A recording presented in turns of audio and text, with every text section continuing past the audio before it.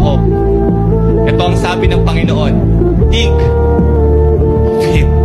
Huwag mong isipin daw yung pinagdaanan mo. Ang isipin mo, pinagdaanan ni Jesus Christ para sa'yo.